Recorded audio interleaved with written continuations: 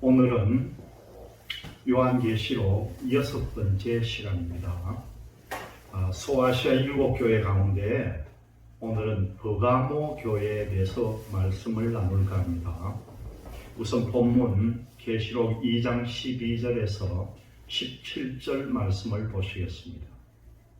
버가모 교회 사자에게 편지하기를 좌우에 낯선 검을 가진 이가 가라사대 내가 어디 사는 것을 내가 아노니 거기는 사단의 위가 있는 데라.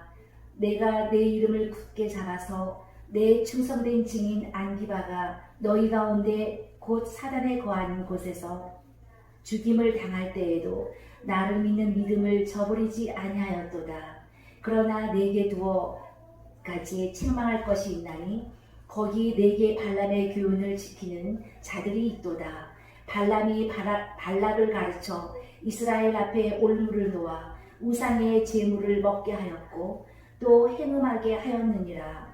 이와 같이 내게도 니골라당의 교훈을 지키는 자들이 있도다. 그러므로 회개하라. 그리하지 아니하면 내가 내게 속히 임하여 내 입의 검으로 그들과 싸우리라. 귀 있는 자는 성령이 교회들에게 하시는 말씀을 들을지어다. 이기는 그에게는 내가 감추었던 만나를 주고 또 흰 돌을 줄 터인데 그 돌 위에 새 이름을 기록한 것이 있나니 받는 자밖에는 그 이름을 알 사람이 없느니라.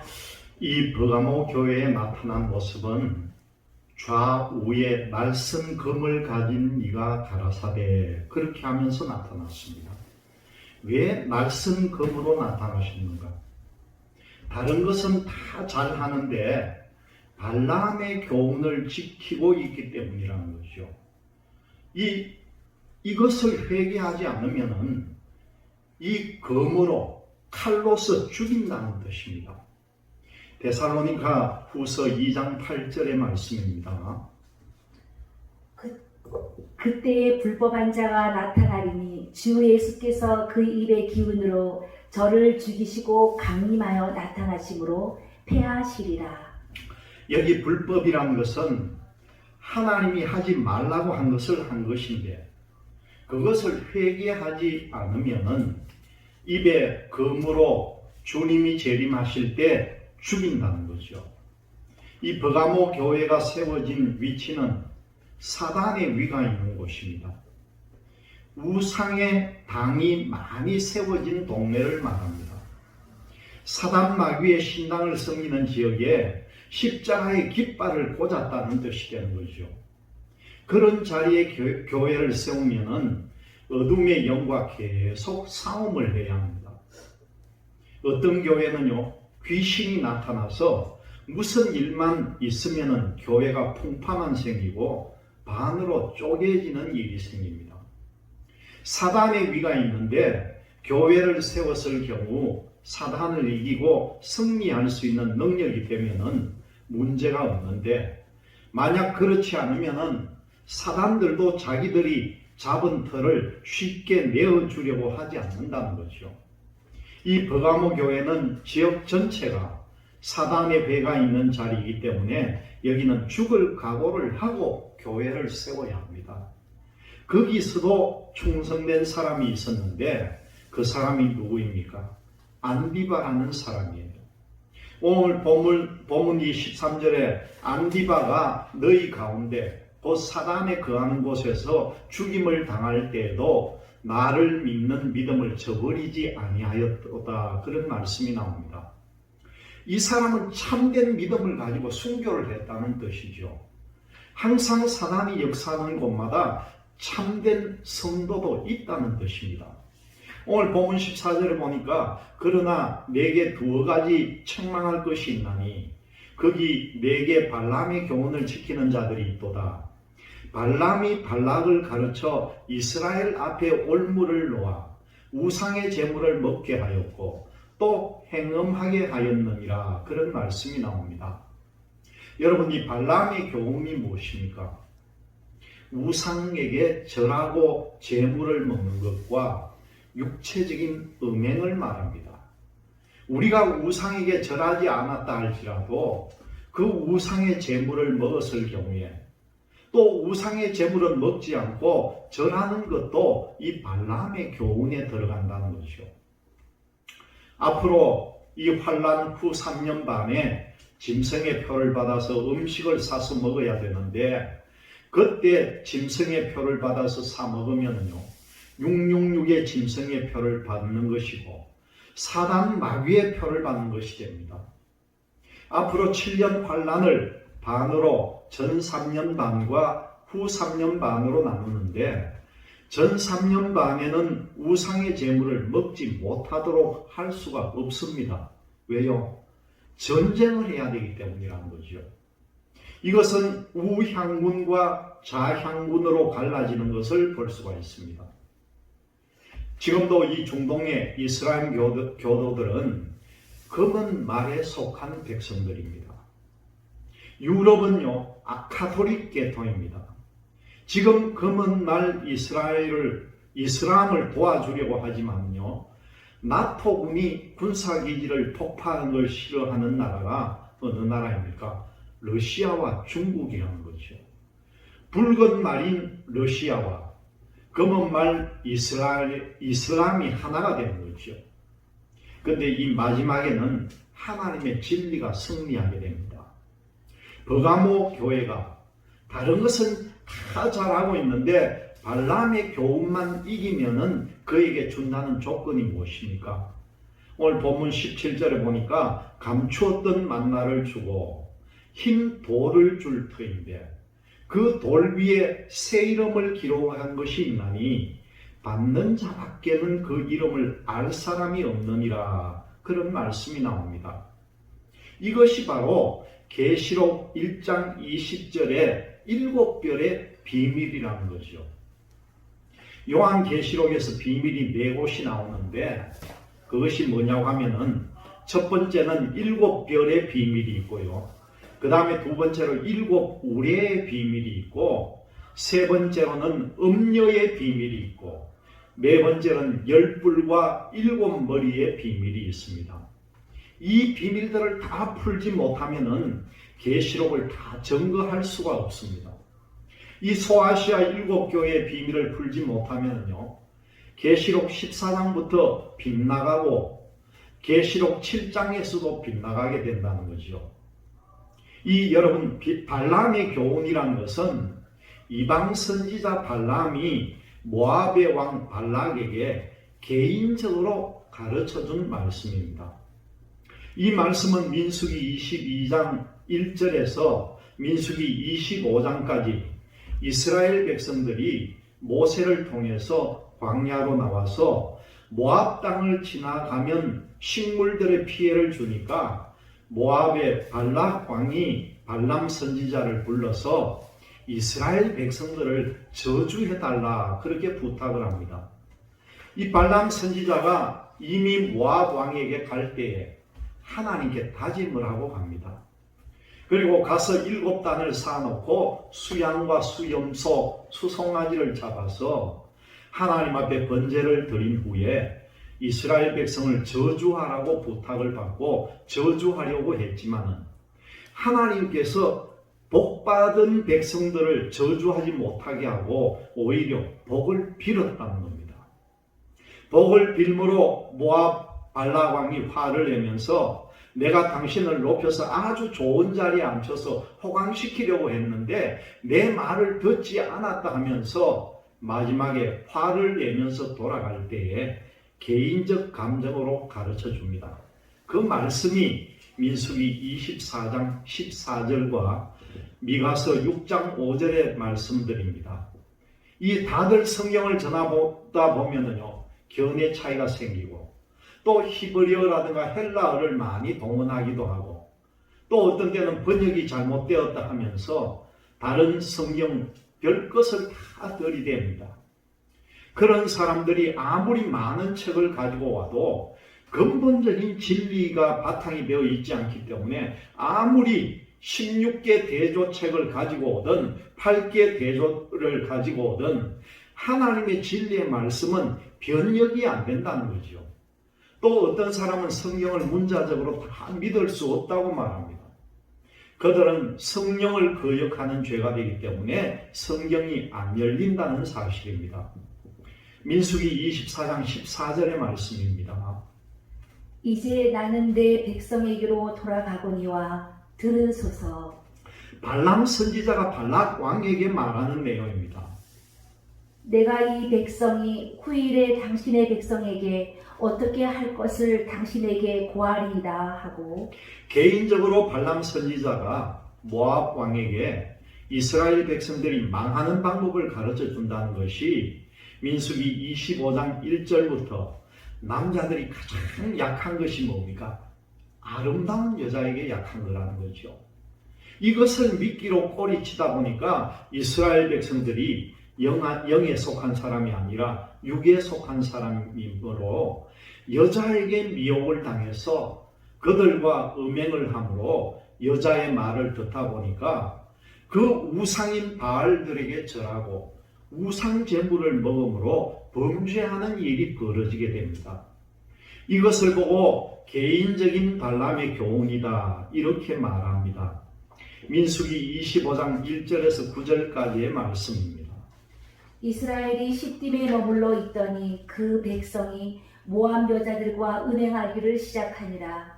그 여자들이 그 신들에게 제사할 때에 백성을 청하매 백성이 먹고 그들의 신들에게 절하므로 이스라엘이 바알보올에게 구속된지라. 여호와께서 이스라엘에게 진노하시니라. 여호와께서 모세에게 이르시되 백성의 두령들을 잡아 태양을 향하여 여호와 앞에 목매어 달라. 그리하면 여호와의 진노가 이스라엘을 떠나리라. 모세가 이스라엘 사사들에게 이르되 너희는 각기 관할하는 자 중에 바알보올에게 부속한 사람들을 죽이라 하니라.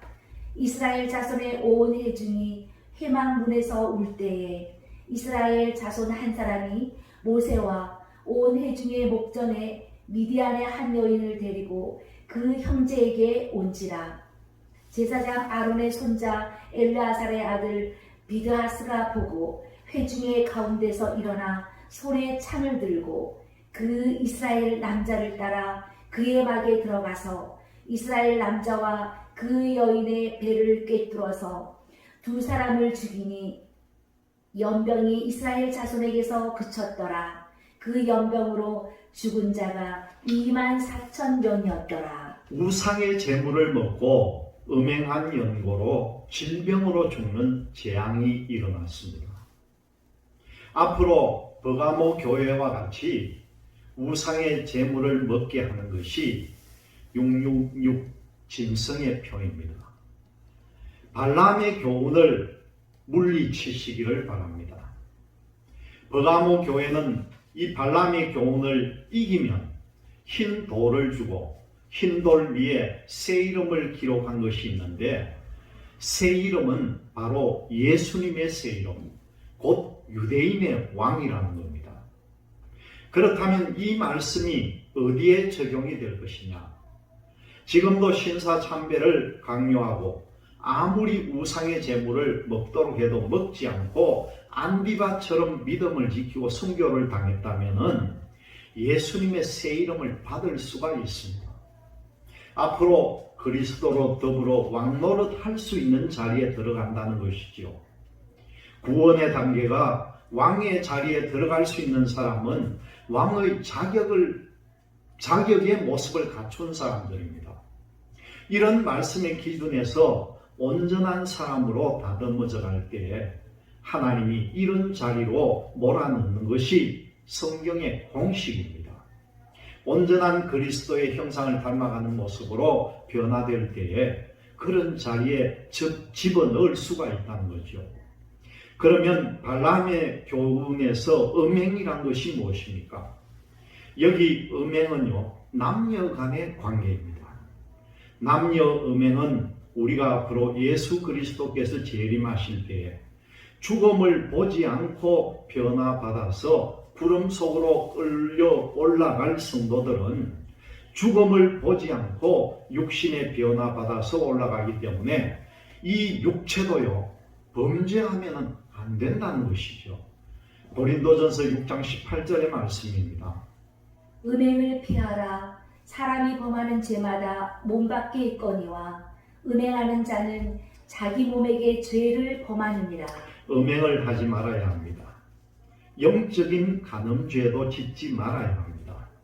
계시록 14장에 이 사람들은 순교한 사람들인데 이들은 실질적으로 여자로 더불어 더럽히지 않았으며 정절이 있는 자며 이들을 처음 익은 열매라고 하는데 이 사람들만이 앞으로 예수 그리스도께서 재림할 때에 부활이 되고 나머지 성도들은요 부활이 안 된다는 거죠.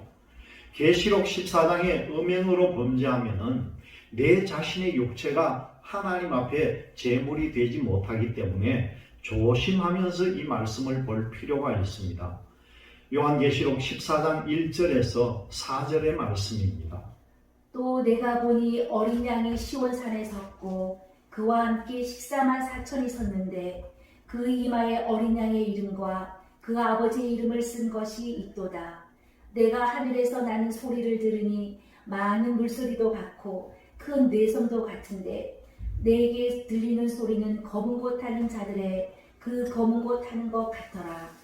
저희가 보좌와 내 생물과 장로들 앞에서 새 노래를 부르니 땅에서 구속함을 얻은 14만 4천인 밖에는 능히 이 노래를 배울 자가 없더라. 이 사람들은 여자로 더불어 더럽히지 아니하고 정절이 있는 자라. 어린 양이 어디로 인도하든지 따라가는 자며 사람 가운데서 구속을 받아 처음 익은 열매로 하나님과 어린 양에게 속한 자들이니. 이 사람들의 입에는요 거짓이 없습니다. 여러분 모두가 이런 자가 되시기를 바랍니다. 짐승의 표를 가진 사람이 음식을 사왔다 할지라도 받아 먹으면 안 된다는 거죠. 버가모 교회는 이 발람의 교훈으로 우상에 대한 뜻인데 고린도전서 10장을 한번 보겠습니다. 고린도전서 10장 23절에서 29절의 말씀입니다. 모든 것이 가하나 모든 것이 유익한 것이 아니요 모든 것이 가하나 모든 것이 덕을 세우는 것이 아니니 누구든지 자기의 유익을 굽지 말고 남의 유익을 구하라. 무릇 시장에서 파는 것은 양심을 위하여 묻지 말고 먹으라. 이는 땅과 거기 충만한 것이 주의 것임이니라. 불신자 중 누가 너희를 청하매 너희가 가고자 하거든 너희 앞에 무엇이든지 차려놓은 것은 양심을 위하여 묻지 말고 먹으라. 누가 너희에게 이것이 제물이라 말하거든 알게 한 자와 및 양심을 위하여 먹지 말라. 내가 말한 양심은 너희의 것이 아니요 남의 것이니 어찌하여 내 자유가 남의 양심으로 말미암아 판단을 받으리요. 모든 것이 가하나 할 수 있다는 뜻입니다. 모든 것이 가하나 모든 것이 유익한 것이 아니라는 거죠. 어떤 사람들이요 믿지 않는 사람들은 이 성경에 담배 피지 마라 술 먹지 마라는 것이 어디 있느냐고 그렇게 말할 때도 있습니다. 그럴 때에 여러분들이 바로 이 말씀으로 전하시기를 바랍니다. 모든 것은 할 수 있지만은 그것이 유익하지 않다고 분명히 말씀을 같이 나누면은 그 술, 담배 하는 것에 대한 해답이 될 수가 있을 것입니다. 내가 우상 제물이 아닌 것을 먹을 수도 있고 먹지 않을 수도 있습니다. 이 기준은 어디를 두고 한 말인지 고린도전서 8장 10절에서부터 12절의 말씀을 한번 보겠습니다. 지식 있는 내가 우상의 집에 앉아 먹는 것을 누구든지 보면 그 약한 자들의 양심이 담력을 얻어 어찌 우상의 제물을 먹게 되지 않겠느냐. 그러면 내 지식으로 그 약한 자가 멸망하나니 그는 그리스도께서 위하여 죽으신 형제라. 이같이 너희가 형제에게 죄를 지어 그 약한 양심을 상하게 하는 것이 곧 그리스도에게 죄를 짓는 것이니라. 지식이 있는 자면은 말씀을 가르치는 사람입니다.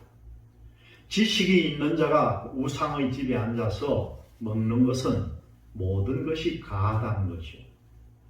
여러분, 예를 들어서 우리가 절에 있는 중에게 전도하러 갔다가 식사 시간이 되어서 만약에 그 절에서 음식을 차려 주었다고 한번 생각해 보세요. 지식이 있는 사람이면은 제사 지내지 않은 음식은 먹을 수 있습니다. 그러나 어린 신앙인이 만약에 그 모습을 보았을 때 목사님이 우상제물을 먹지 말라고 하더니 먹네, 이렇게 인식이 된다는 거죠. 그러면은 믿음이 약한 성도가 담력을 얻어서 어찌 우상의 제물을 먹지 않겠느냐는 거죠. 결국 지식이 있는 자가 우상 제물을 먹도록 유도하는 결과가 되어버린다는 겁니다. 그것이 우상 제물이 아니기 때문에 먹을 수는 있습니다. 그러나 그것이 나에게 유익한 것은 아니라는 것이요. 왜요? 나를 통해서 다른 사람이 우상 제물을 먹게 되면 내가 유익하지 못하다는 말입니다. 이것을 어떤 사람은 해석을 잘못해서 내가 상대방을 구원시키고 덕을 세우기 위해서 우상의 제물을 먹어준다, 그렇게 해석을 하는데 이것은 아니라는 사실입니다. 10절에 보니까 지식 있는 내가 우상의 집에 앉아 먹는 것을 누구든지 보면 그 약한 자들의 양심이 담력을 얻어 어찌 우상의 제물을 먹게 되지 않겠느냐. 그러면 내 지식으로 그 약한 자가 멸망하나니 그는 그리스도께서 위하여 죽으신 형제라, 그런 말씀이 나옵니다. 지식이 있는 목사님이 저의 중도들에게 전도하다가 식사 시간이 되어 음식을 차려주는데 법당에서 제사 지낸 것이 아니라고 말합니다. 먹지 말라고 했습니다. 고린도전서 10장 25절의 말씀입니다. 무릇 시장에서 파는 것은 양심을 위하여, 이 양심에 또 말씀 27절을 보니까 불신자 중 누가 너희를 청하매 너희가 가고자 하거든 너희 앞에 무엇이든지 차려놓은 것은 양심을 위하여. 여기 양심에 28절 누가 너희에게 이것이 제물이라 말하거든 알게 한 자와 및 양심을 위하여 먹지 말라. 이 불신자의 양심, 시장에서 돈 벌기 위한 양심, 이것이 제물이라고 말하는 양심, 양심도 이렇게 세 가지가 나옵니다. 이 양심은 누구의 양심입니까?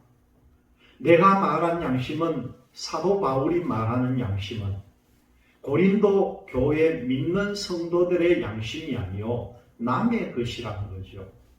시장에서 파는 자의 양심, 불신자의 양심, 이것이 제물이라 말하는 사람의 양심입니다. 어찌하여 내 자유가, 예수 그리스도를 믿는 신앙인의 자유가, 그리고 남의 양심으로 말미암아 판단을 받으리요. 그 사람들은 먹어도 되는 양심이고 우리는 먹으면요 안 되는 양심입니다.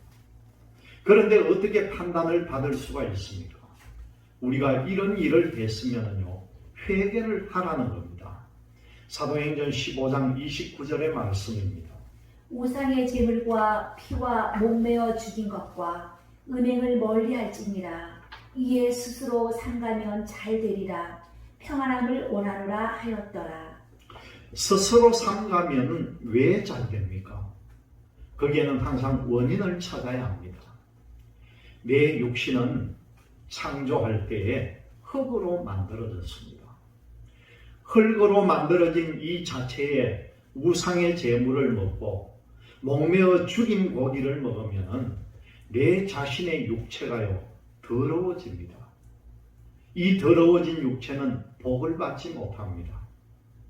예수를 처음 믿었을 때는 지난 과거에 우상 제물도 먹었고 목매어 죽인 것도 먹었고 피도 다 먹었는데 예수를 믿는 순간에 해결이 다 되었습니다. 그런데 시간이 지날수록 내가 깨끗해졌던 땅을 내 스스로 지식의 말씀을 알지 못하다 보니까 땅을 더럽히는 일을 해버렸습니다. 그러면 복을 받을 수 없습니다.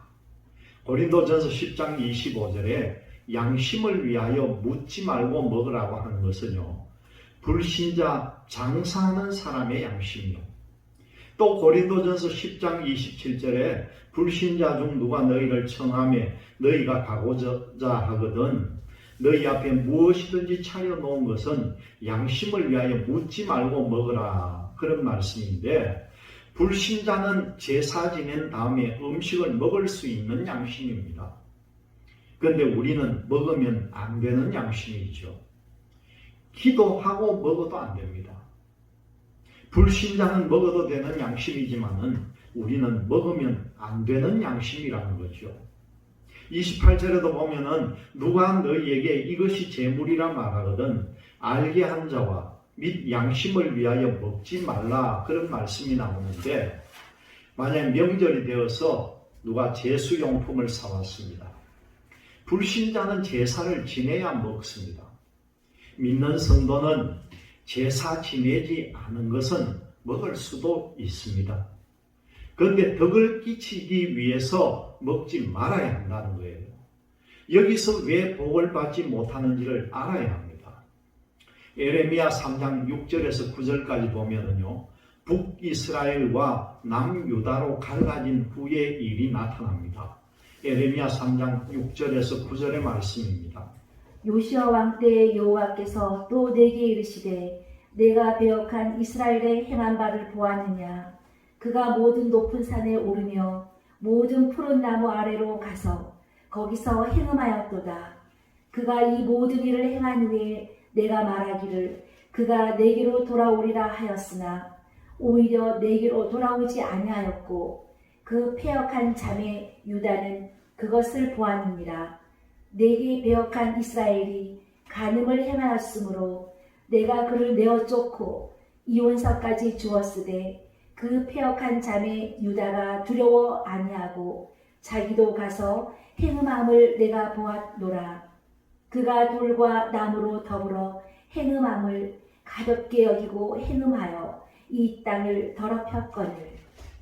돌과 나무에 행음했다는 것은 우리가 쉽게 옛날 어른들처럼 돌에 가서 비나이다 비나이다 하고 나무에다가도 비나이다 비나이다 했던 것은 푸른 산 높은 산에 가서 많은 사람들이 이런 일을 했다면요, 그 장소 그 땅이 벌써 더러워졌다는 겁니다. 예수만 믿으면 왜 땅이 복을 받습니까? 예수를 믿으면 땅이 믿는 것 때문에 깨끗해지기 때문에 소득이 나게 되어 있습니다. 지금 저 북한처럼 피를 흘리고 우상을 섬기는 땅이 되어버렸기 때문에 저 북한 땅은요, 더러워졌기 때문에 저주를 받게 되어 있습니다. 전 세계에서 우상을 섬기는 나라마다 가난하지 않는 나라가 없다는 거예요. 예수 믿는 나라는 가난한 나라가 없습니다. 왜요? 예수 그리스도의 십자가 때문에 그렇죠. 더러워진 땅을 깨끗하게 정화를 시켜 놓았기 때문에 우리에게 복을 주는 것입니다. 이렇게 땅이 더러워졌다고 하는데, 그러면 피를 마시면 어떻게 될까요? 민수기 35장 33절의 말씀입니다. 너희는 거하는 땅을 더럽히지 말라. 피는 땅을 더럽히나니 피 흘림을 받은 땅은 이를 흘리게 한 자의 피가 아니면 속할 수 없느니라. 어떤 사람들은 묻습니다. 목사님, 이것은 생피를 말하는 것 아닙니까? 그렇게 의문을 가질 수도 있습니다. 하나님께서 피 있는 고기를 먹지 말라는 것은 무엇이냐? 목매어 죽인 고기를 먹으면 거기는 피 있는 고기를 먹게 되는 것이죠.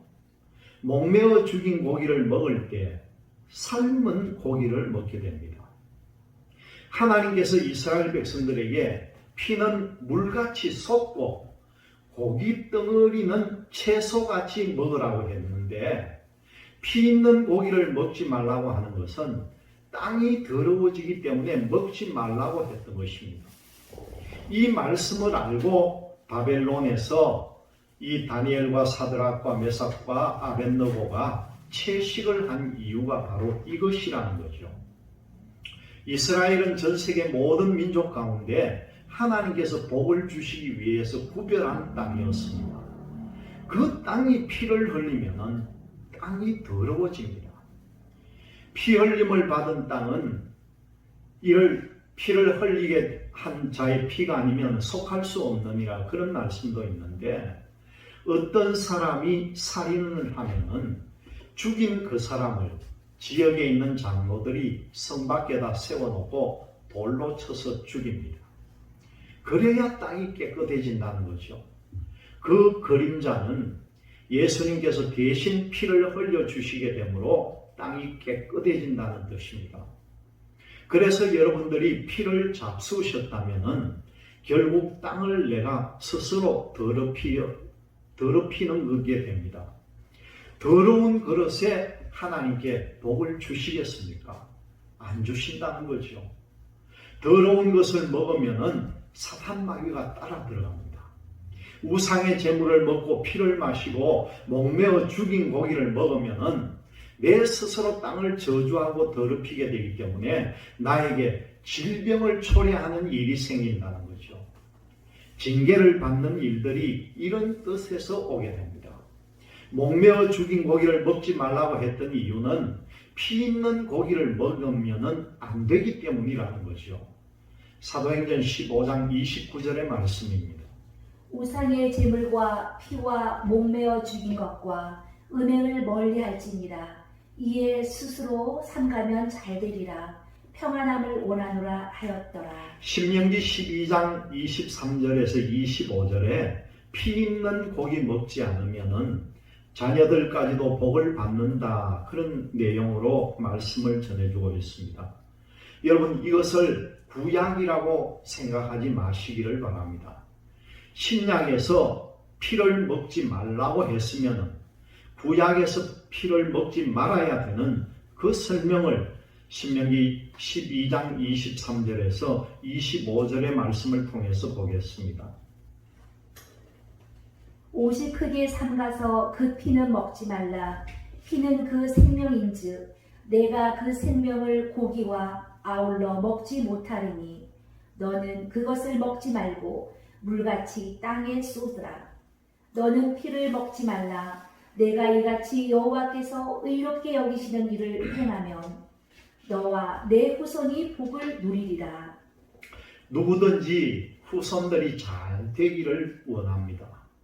내 자신이 흙을 통해서 난 육체의 자식이 복을 받을 수 있는 것은 부모가 자신의 땅을 더럽히지 않고 성결하게 되면 자식은 자동으로 복받는 것이 이것이라는 거죠.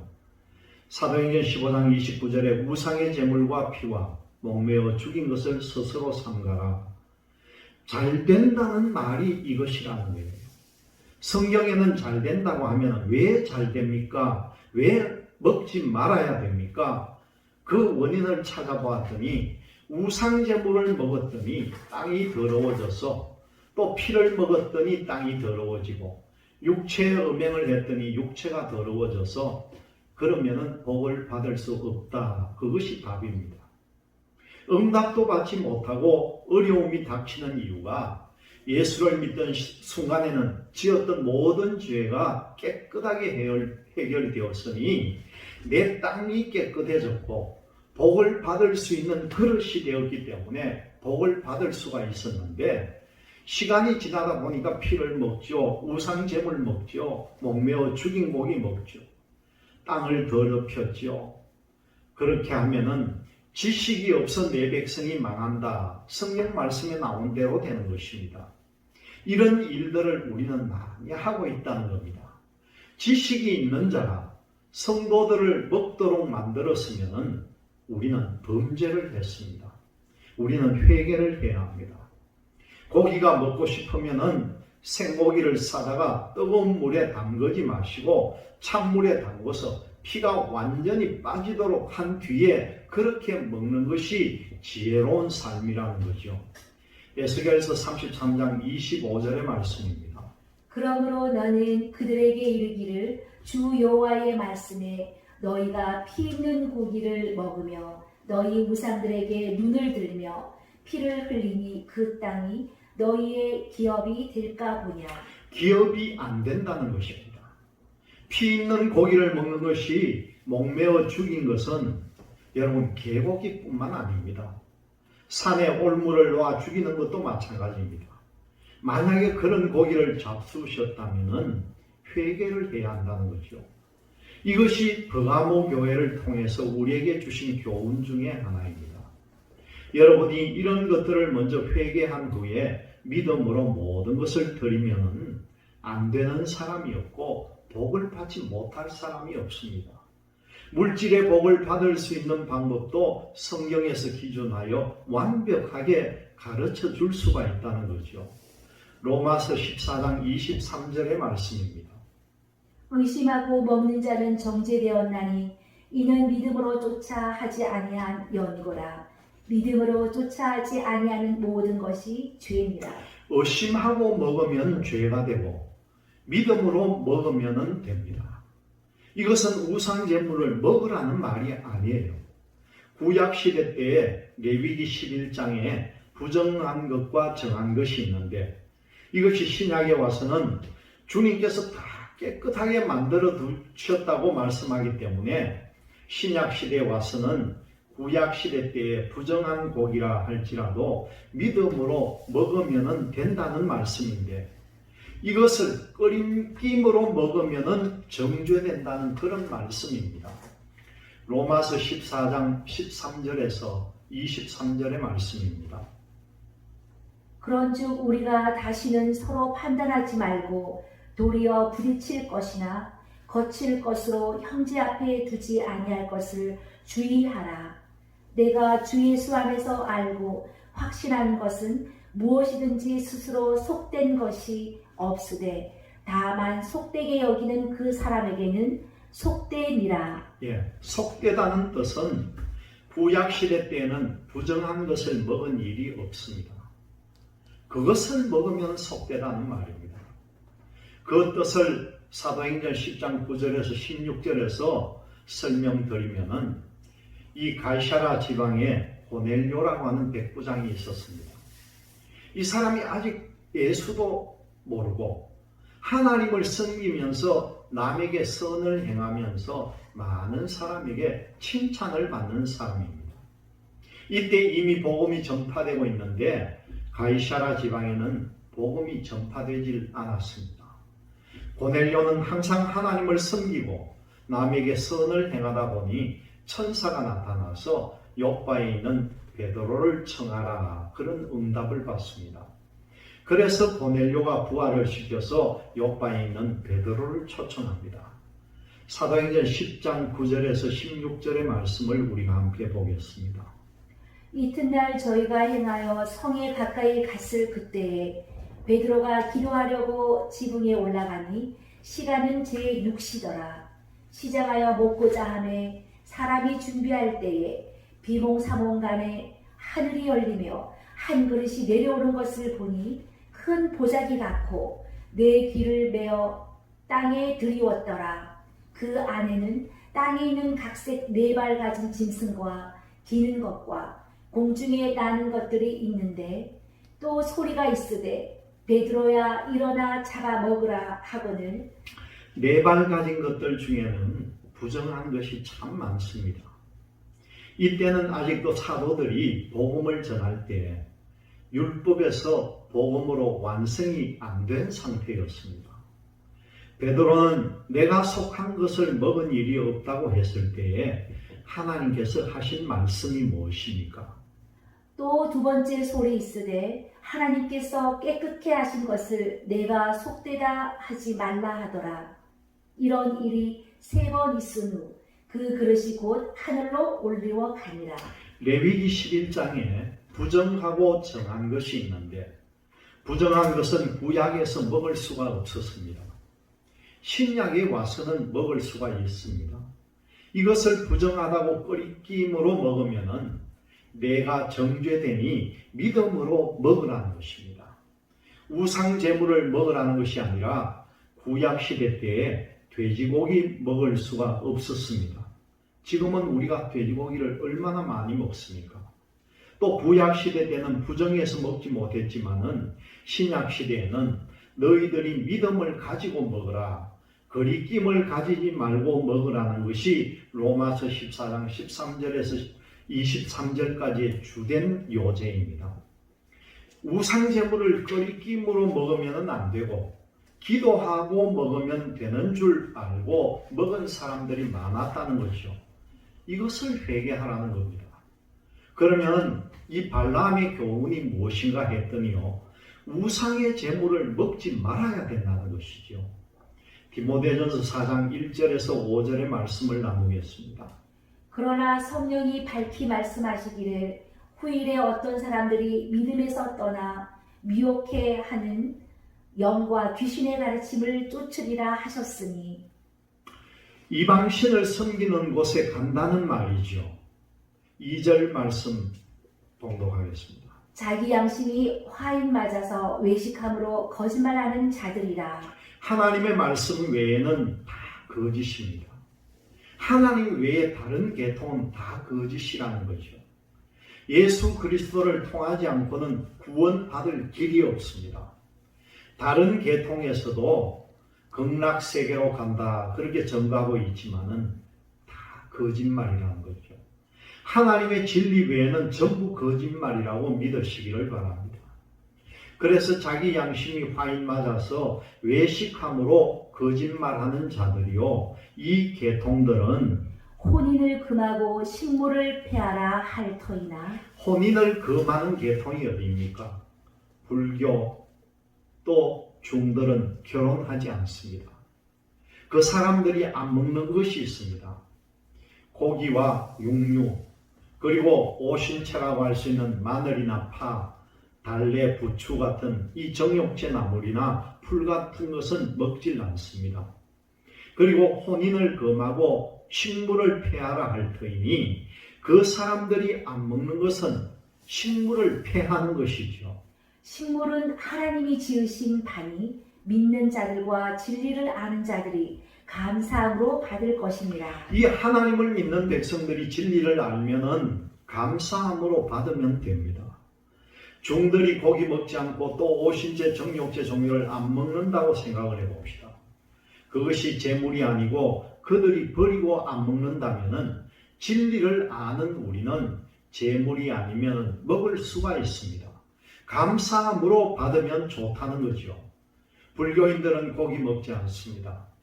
예를 들면은 이 고사리, 정육제 나물, 도라지를 안 먹는다고 손칩시다. 그들은 제사 지내고 나서 안 먹는 것이 아니라 그냥 안 먹는다는 거예요. 진리를 아는 사람은 우상 제물이 아니면 먹을 수 있다는 사실입니다. 하나님의 지으신 모든 것이 선함에 감사함으로 받으면 버릴 것이 없나니. 여기는 모든 것을 다 포함한 것이 아닙니다. 불교인들이 안 먹는다고 폐하는 것을 말합니다. 그들은 버리지만 우리는 버릴 것이 없습니다. 이것을 가지고 하나님이 지으신 모든 것이 선함에 감사함으로 받으면 버릴 것이 없다고 해서 우상의 제물도 먹으면 됩니까? 안 된다는 것이요. 하나님의 말씀과 기도로 거룩하여 지니라. 하나님이 지으신 모든 것이 선함에 감사함으로 받으면 버릴 것이 없다는 것을 잘못 깨닫고 먹었습니다. 그런데 하나님의 말씀을 비춰놓고 보니까 잘못했다는 거죠. 그러면 기도로 회개하면은 말씀과 기도로 우리는 거룩해집니다. 말씀을 비춰서 보니 죄를 지은 것을 알게 되었습니다.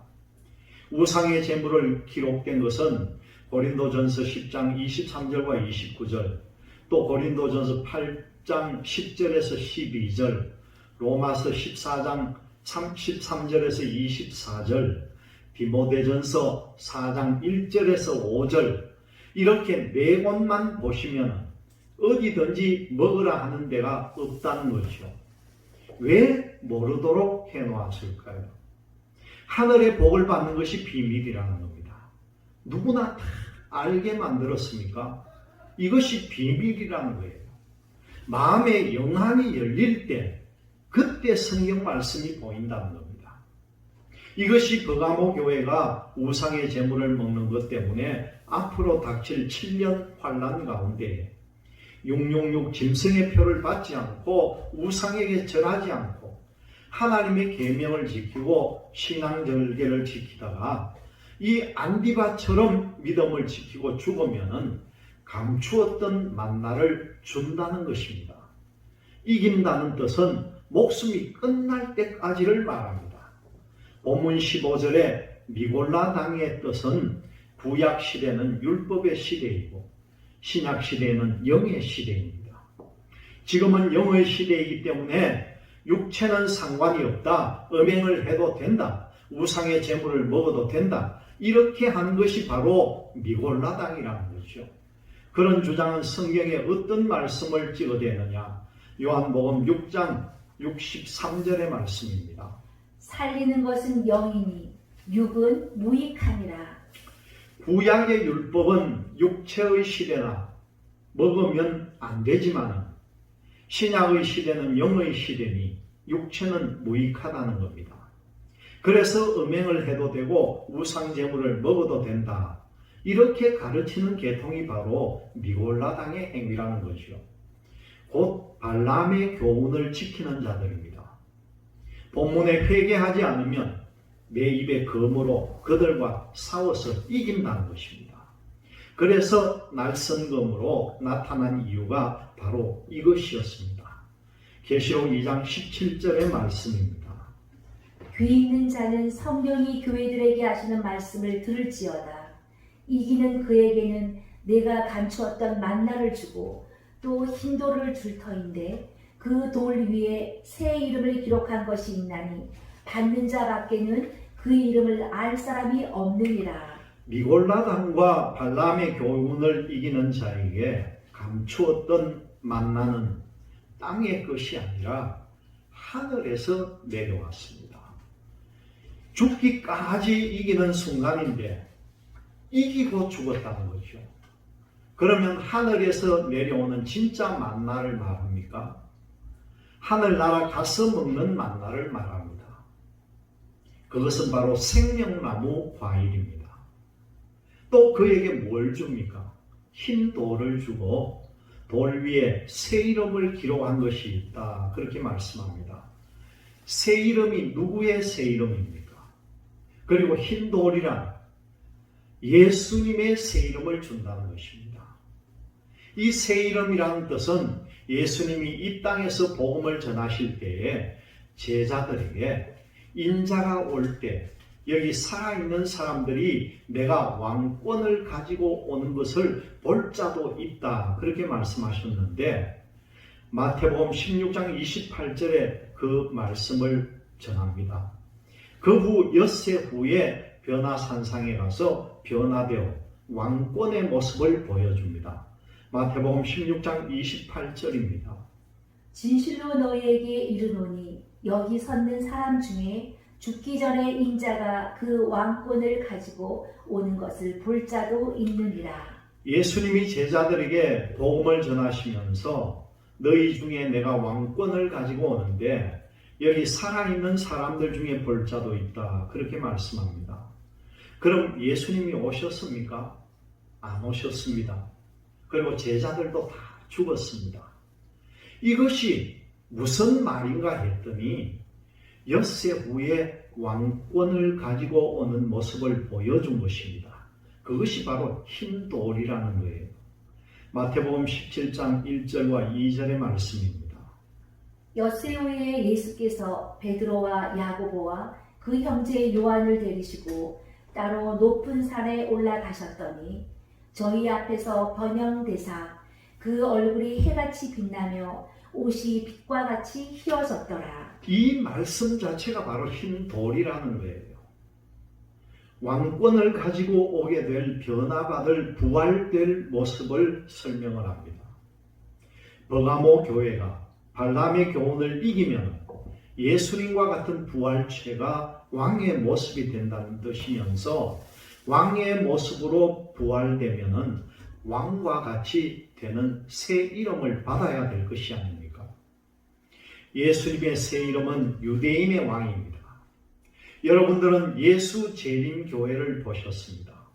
예수님이 재림을 또 합니까? 예수님이 재림할 때는 예수로 오시는 것이 아니라 만왕의 왕으로 오신다는 거죠. 거기에 주자를 넣으면 괜찮습니다. 주자를 빼놓고 제7일 예수 재림교회 하면은 틀린다는 거예요. 예수님이 두 번째 올 때는 죄인을 구하러 온 것이 아니라 만왕의 왕, 유대인의 왕으로 저리로서 산자와 죽은 자를 심판하는 왕권을 가지고 오십니다. 그 이름을 누구에게 줍니까? 버가모 교회에게 안디바처럼 믿음을 지키고 발람의 교훈을 이긴 자들에게 준다는 것이죠. 이런 일이 지금도 가끔 일어날 수도 있지만 계시록에서 7년 환란 후 3년 반에 이루어지는데 이것이 두아디라 교회와 거의 유사하다는 겁니다. 우리가 순교할 수 있는 그 자리에 들어가려면 육체도 정결할 수 있도록 재물을 갖추어야 되고 내 자신의 영도 깨끗하게 만들어야 됩니다. 그런 모습을 갖출 때에 순교할 수 있는 코너로 하나님께서 계속 만들어 가십니다. 여러분들은 예수 그리스도를 믿고 새롭게 거듭 태어났습니다. 그러면 과거의 사람의 모습은 죽었습니다. 그런데 여전히 옛날 성격을 그대로 가지고 있습니다. 때문에 예수님께서 말씀하시기를 너희들이 나를 따라오려거든 너 자신의 혈기, 고집, 교만, 시기, 질투를 다 십자가에 못 박고 나에게 쫓아오라. 예수님이 가는 곳이 바로 천국이라는 거죠. 너희들이 천국에 따라오려거든 죄의 십자가를 지고 나를 따라오라는 거예요. 너희들의 모든 것을 죽여라는 겁니다. 제물이 되어라는 거죠. 로마서 12장 1절과 2절에 보면 너희들은 산제사를 드려라 그런 말씀이 나옵니다. 이 산제사가 이루어질 때에 하나님과 나와 교통이 되는 것입니다. 이 시간에 하나님의 진리를 증거하면 무슨 제물이 됩니까? 산제물로 계속 하나님 앞에 올라가고 있는 순간입니다. 향기로 냄새로 지금 우리는 올라가고 있습니다. 그것을 알고 있기 때문에 인간의 방법대로 하지 않고 하나님의 뜻대로 순종하며 간다는 것이죠. 이런 뜻을 바르게 알면은 내 자신의 심령의 변화가 이루어질 뿐만 아니라 내가 온전한 그릇으로 만들어져서 다듬어져 간다는 겁니다. 버가모 교회의 안디바처럼 믿음을 지키고 발람의 이 교훈을 이기는 자가 되시기를 바랍니다. 계시록 19장 11절에서 16절의 말씀입니다. 또 내가 하늘이 열린 것을 보니 보라 백마와 탄 자가 있으니 그 이름은 충신과 진실이라. 그가 공의로 심판하며 싸우더라. 그 눈이 불꽃 같고 그 머리에 많은 면류관이 있고 또 이름 쓴 것이 하나가 있으니 자기밖에 아는 자가 없고. 흰말을 탄 자가 누구입니까? 바로 예수 그리스도이십니다. 자기밖에 없으니까 받는 자밖에 모른다는 거지요. 또 그가 피 뿌린 옷을 입었는데 그 이름은 하나님의 말씀이라 칭하더라. 하늘에 있는 군대들이 희고 깨끗한 세마포를 입고 백마를 타고 그를 따르더라.